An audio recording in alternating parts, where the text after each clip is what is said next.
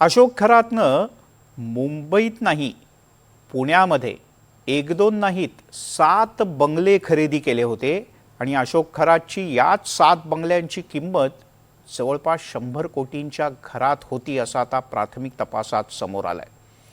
हे तर अशोक खरातबद्दलचे काही खुलासे आहेत। शिर्डीमध्ये सुद्धा त्यानं धाकदपटशानं आणि वेगळ्या पद्धतीनं काही जमीन खरेदी केली होती। एवढंच नाही तर आणखीनही काही धक्कादायक बातम्या अशोक खरातबद्दलच्या आहेत। पण एक पॉझिटिव्ह बातमी आहे, ती म्हणजे द्राक्षाचं असं एक अजित वाण तयार झालंय राज्यात की ज्यामुळे राज्यातल्या द्राक्ष उत्पादक शेतकऱ्यांना नवसंजीवनी मिळणार आहे। पण मंडळी, पावसाचा जबरदस्त इशारा देण्यात आलाय। 3 किंवा 4 तारखेपर्यंत राज्याच्या काही भागात येलो अलर्ट जारी करण्यात आलाय।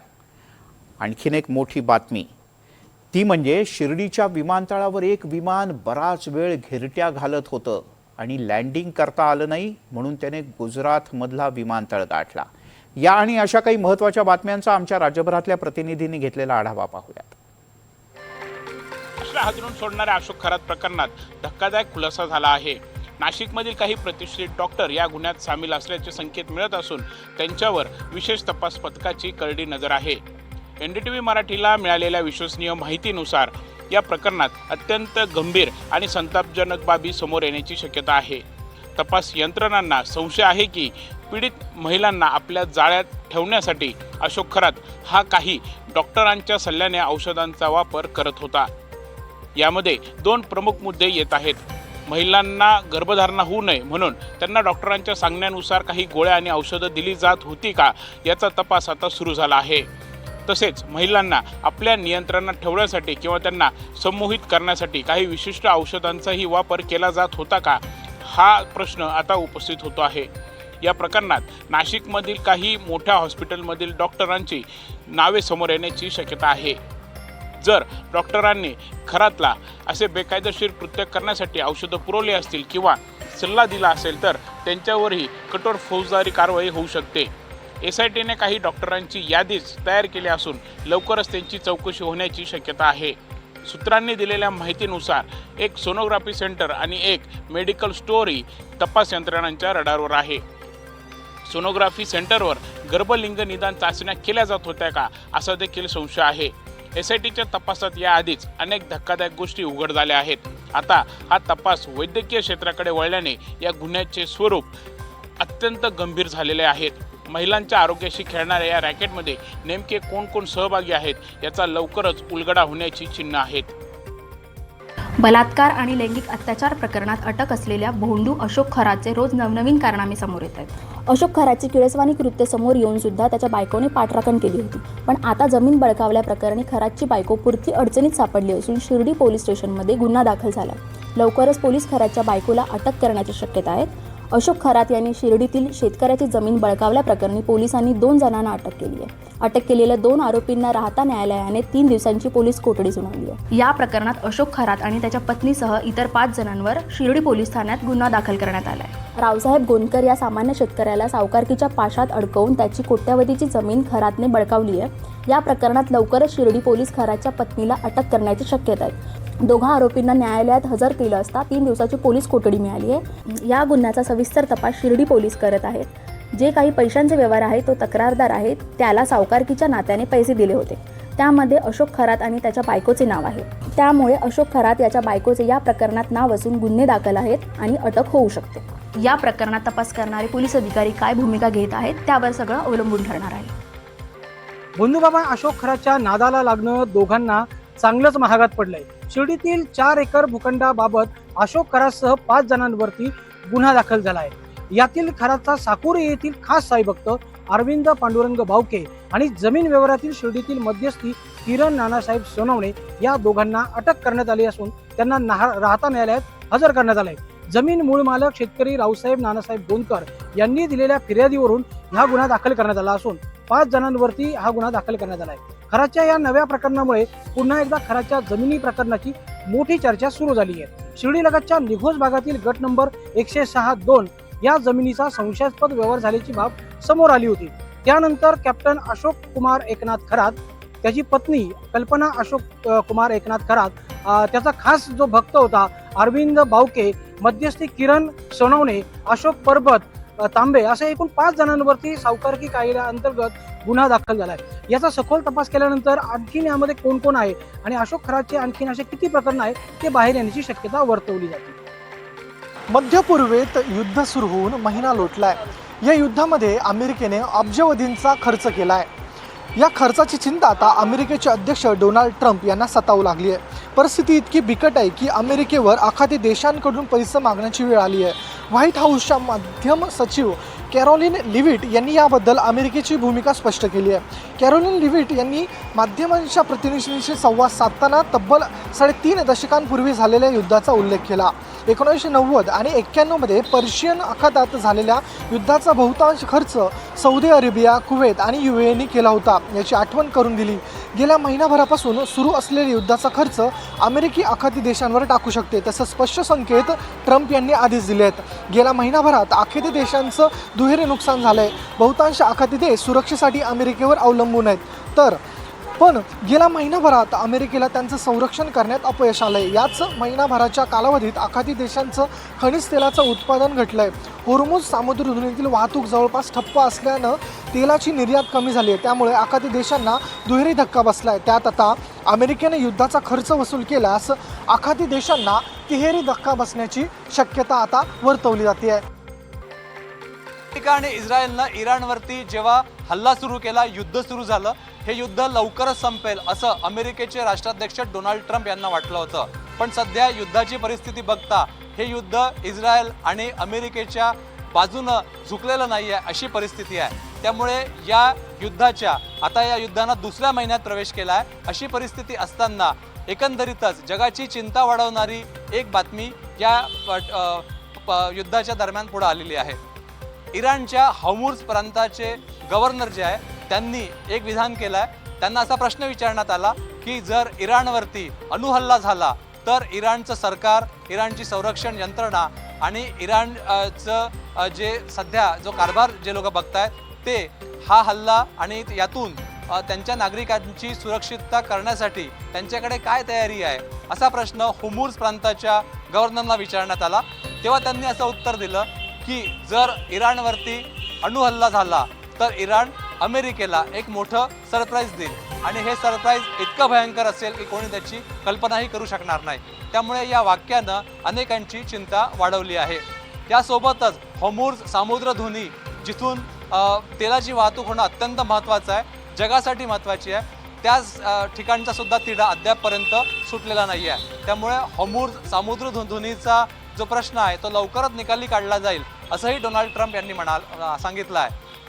डोनाल्ड ट्रम्प यांचे व्हाईट हाऊसचे जे सेक्रेटरी आहे त्यांनी या संदर्भात एक निवेदन प्रसिद्ध केलं आहे। हॉर्मुझ सामुद्रधुनी लवकरच मोकळी केली जाईल, त्यासाठी युद्ध थांबवणं किंवा युद्ध सुरू ठेवणं हा पर्याय नसल्याचंही त्यांनी सांगितलं आहे। त्यासोबतच इराणलाही विचारण्यात आलं की हॉर्मुझ सामुद्रधुनीचा तिढा सोडवणं आवश्यक आहे आणि त्यामुळे जगातल्या अनेक भागामध्ये कामकाज ठप्प आहे, काही देशामध्ये लॉकडाऊनसारखी परिस्थिती आहे। यावर इराणनं असं उत्तर दिलं आहे की आंतरराष्ट्रीय समुद्री वाहतूक जी संघटना आहे त्याच्या माध्यमातून आम्ही हॉर्मुझचा तिढा सोडवण्यासाठी तयार आहोत। छत्तीसगड नक्षलमुक्त होण्याचा आजचा शेवटचा दिवस, त्याच अनुषंगाने आज छत्तीसगडमध्ये 5 नक्षल्यांनी आत्मसमर्पण केलेलं आहे। आत्मसमर्पित नक्षल्यांकडून माहिती घेतली असता जमिनीमध्ये पुरून ठेवलेली मोठी रोकड व मोठा अत्याधुनिक शस्त्रसाठा आज जप्त करण्यात आलेला आहे। एकंदरीत जर विचार केला तर बस्तरचे पोलीस महानिरीक्षक पी सुंदरराज यांनी दिलेल्या औपचारिकदृष्ट्या माहितीनुसार बस्तर आता नक्षलमुक्त झालेला आहे अशी त्यांची आशावाद त्यांनी सांगितलेला आहे। महत्वाचा विषय म्हणजे जर आता आपण जर विचार केला तर जे आत्मसमर्पित जे नक्षली आहे त्यांचं आता पुनर्वसन होणार आहे, त्यांचं पुनर्वसन होऊन त्यांचा उद्धार होणार आहे। त्यांच्या भागामध्ये, त्यांच्या परिसरामध्ये आता विकासाची एक नवी पहाट उगवली जाणार आहे। रस्ते असू द्या, शिक्षण असू द्या, ऊर्जा असू द्या, हे त्यांच्यापर्यंत पोहोचणार आहे। ज्या परिसरामध्ये आजपर्यंत अंधार होता, काळोख होता, त्या परिसरामध्ये आता उजेडाची एक नवीन पहाट दिसणार। एकंदरीत जर विचार केला तर केंद्राचे गृहमंत्री अमित शहा यांनी आजच्या तारखेमध्ये डेडलाईन दिलेली होती नक्षल्यांकरिता, ती आता संपलेली आहे। परंतु आता इतर भागामध्ये जे नक्षली आहेत त्यांचं काय होणार याकडे सर्वांचं लक्ष लागलेलं आहे। तसंच आज गडचिरोली, महाराष्ट्रातल्या गडचिरोली येथे सुद्धा 9 नक्षल्यांनी आत्मसमर्पण केलेलं आहे। म्हणजेच एकंदरीत गडचिरोली, महाराष्ट्रातील गडचिरोली, छत्तीसगड, आंध्र प्रदेश आणि ओडिशा अशा 4 राज्यामध्ये आता नक्षली आत्मसमर्पण केलेलं आहे. स्वराज्याच्या इतिहासात आपल्या पराक्रमानं औरंगजेबाला जेरीस आणणाऱ्या महाराणी ताराराणी यांच्या बाबतीत एका जैन मुनीनं वादग्रस्त वक्तव्य केलंय. महाराणी ताराराणी या जैन समुदायाच्या होत्या अशा पद्धतीचं वक्तव्य केल्यामुळे आता पुन्हा एक नवीन वाद समोर आलेला आहे आणि या वादाला नवीन तोंड फुटलेलं आहे. जैन मुनी आचार्य नयन पद्मसागर यांनी महाराणी ताराराणी या जैन समुदायाच्या होत्या असं वादग्रस्त वक्तव्य केलंय. ऐतिहासिक तथ्यांच्या पलीकडे जाऊन केलेल्या वक्तव्याचे सामाजिक आणि राजकीय स्तरावर तीव्र पडसाद उमटण्याची शक्यता आहे. मुंबईतील जैन समुदायाच्या एका कार्यक्रमात आचार्य नयन पद्मसागर यांनी इतिहासातील विविध दाखले दिले.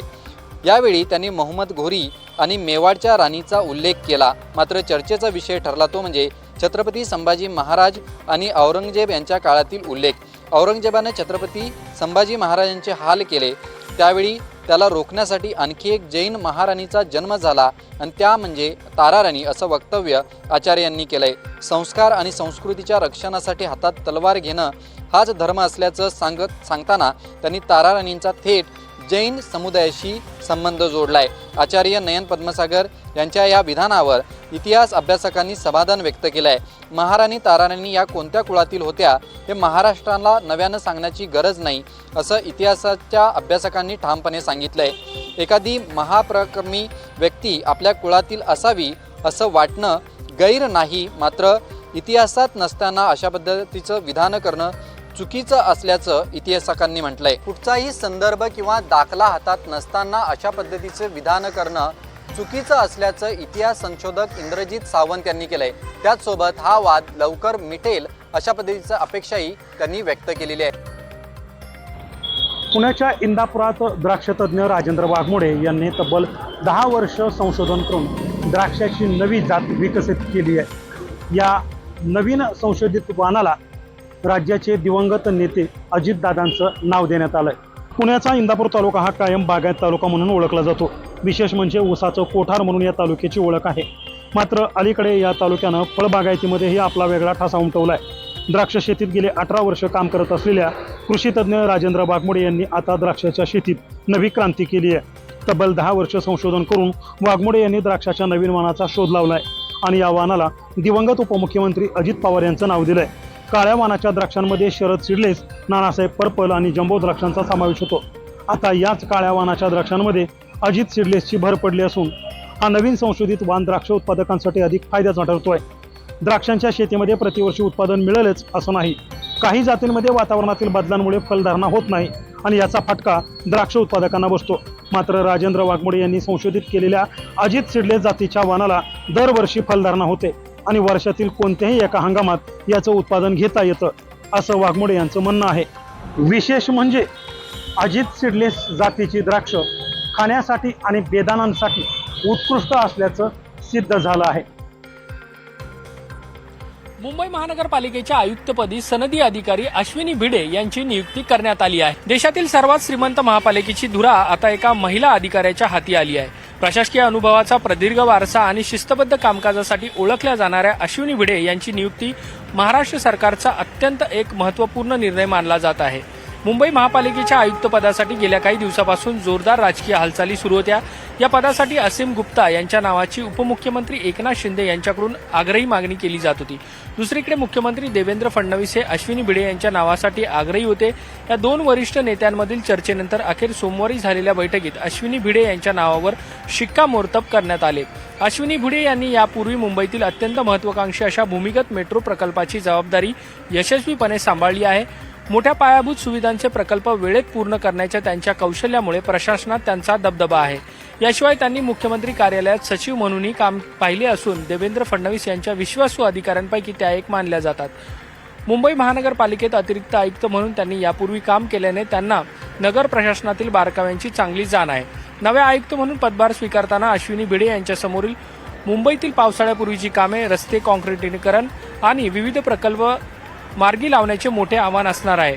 मुंबईच्या नागरी समस्या सोडवताना प्रशासकीय पारदर्शकता आणण्यावर त्यांचा भर राहण्याची शक्यता आहे. त्यांच्या नियुक्तीमुळे मुंबईच्या विकासाला नवी गती मिळेल आणि प्रलंबित कामे वेळेत पूर्ण होतील अशी अपेक्षा व्यक्त केली जात आहे. मुंबईच्या इतिहासात महत्त्वाच्या पदावरती काम करणाऱ्या त्या प्रभावशाली महिला अधिकारी ठरल्या आहेत. तमिळनाडूच्या राजकारणात सध्या एकाच नावाची चर्चा आहे, ती म्हणजे अभिनेता विजय. आपला राजकीय पक्ष तमिळगा वेत्री कजगमच्या माध्यमातून विजय यांनी विधानसभा निवडणुकीत उडी घेतली आहे. सोमवारी विधानसभा निवडणुकीसाठी उमेदवारी अर्ज भरताना त्यांनी आपली अधिकृतपणे संपत्ती जाहीर केली आहे. संपत्तीचा आकडा पाहून अनेकांना आश्चर्याचा धक्का बसलाय. अभिनेता विजय तमिळनाडूतील पेरंबूर आणि तिरुची ईस्ट या 2 विधानसभा मतदारसंघातून नशीब आजमावत आहेत. प्रतिज्ञापत्रानुसार विजय यांची एकूण मालमत्ता 603 कोटी 20 लाख रुपये असल्याचं समोर आलंय. यामध्ये चलसंपत्ती 404 कोटी 58 लाख आहे, ज्यामध्ये 213 कोटींच्या बँक ठेवीचा समावेश आहे. तर अचल संपत्ती 198 कोटी 62 लाख रुपये आहे. यात चेन्नईतील मालमत्ता आणि कोडाई कॅनल येथील जमिनीचा समावेश आहे. विजय यांचं गेल्या वर्षीचं उत्पन्न 184 कोटी 53 लाख रुपये असल्याचं जाहीर केलंय. विजय यांच्याकडे सोन्या चांदीच्या दागिन्यांसह अनेक गाड्यांचा देखील ताफा आहे. यात BMW 530, Toyota Lexus, Toyota Vellfire आणि BMW i7 यांसारख्या महागड्या गाड्यांचे ते मालक आहेत. दागिन्यांमध्ये त्यांच्याकडे 883 ग्रॅम सोनं आणि चांदी असून त्याची किंमत 15 लाख रुपये आहे. सर्वात महत्त्वाची बाब म्हणजे विजय यांच्यावर कोणताही गुन्हेगारी खटला प्रलंबित नाहीये. शिक्षणाचं सांगायचं झालं तर 1992 मध्ये त्यांनी लोयाला कॉलेजमधून BSc अर्धवट शिक्षण सोडलं होतं. निवडणूक प्रचारादरम्यानचा विजय यांचा एक व्हिडिओ सोशल मीडियावर चांगलाच व्हायरल होतोय. जाहीर सभेत त्यांनी आपल्या ड्रायव्हरच्या मुलाला निवडणुकीचं तिकीट जाहीर केलंय. निवडणुकीचं तिकीट जाहीर होताच त्या मुलाला अश्रू अनावर होतात आणि स्टेजवरच त्याला रडू कोसळतं. हे बघताच विजय स्वतः त्याला जवळ घेतात आणि शांत करतात. विजय यांच्या कृतीमुळे त्यांचं सर्वत्र कौतुक होत आहे. महाराष्ट्रावर पुन्हा एकदा अवकाळी पावसाचं संकट गोंगावत आहे आणि 31 मार्च ते 3 एप्रिल दरम्यान महाराष्ट्रातील अनेक जिल्ह्यांमध्ये पाऊस होणार असल्याची शक्यता जी आहे ती हवामान विभागाने वर्तवलेली आहे. अरबी समुद्रावरून येणाऱ्या बाष्पयुक्त वाऱ्यामुळे वातावरणात मोठी अस्थिरता निर्माण झाली. अनेक जिल्ह्यांमध्ये ताशी 30 ते 60 किमी वेगाने वादळी वारे, विजांचा कडकडाट आणि गारपीट होण्याची शक्यता आहे.